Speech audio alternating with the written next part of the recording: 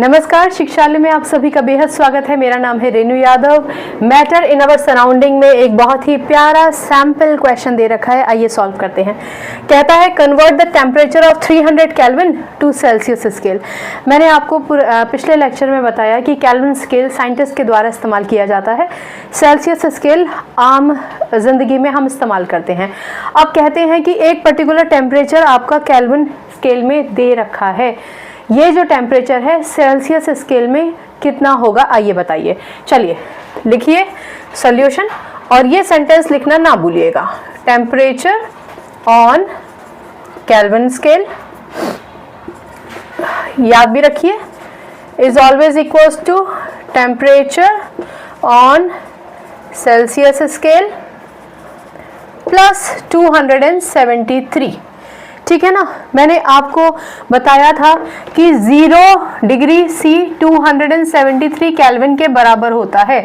यानी अगर आपको टेम्परेचर केल्विन स्केल में नापना है तो जो टेम्परेचर सेल्सियस स्केल में है उसमें 273 ऐड कर लीजिए। इस पर आधारित हमने अभी इस लेक्चर से पहले एक क्वेश्चन भी सॉल्व किया है। चलो, टेम्परेचर ऑन केल्विन स्केल कितना दे रखा है, 300 केल्विन।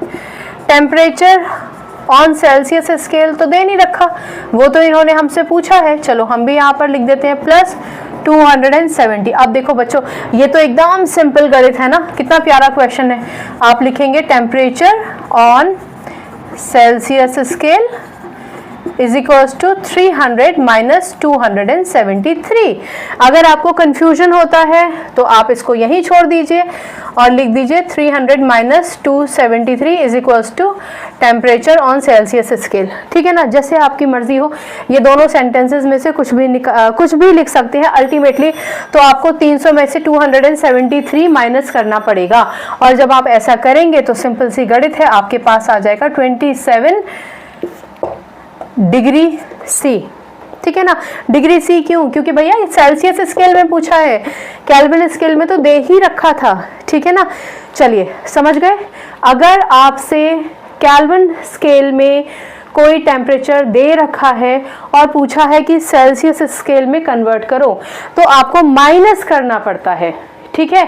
और इसके उलट अगर करना हो तो एक बार इससे पहले वाला लेक्चर जरूर सुन लीजिएगा, वर्बली बताऊंगी तो शायद भूल जाएंगे। इससे पहले जस्ट पहले जो लेक्चर लिया है, जो क्वेश्चन सॉल्व किया है, वो सुन लीजिए, ज्यादा अच्छे से कनेक्ट कर पाएंगे इस माइनस और उधर वाले प्लस की कहानी जो उस क्वेश्चन में की है। ठीक है। तो ये है आपको सोल्यूशन। अगर आप ये लिखकर आ जाते हैं बहुत बढ़िया है। अगर आपके पास समय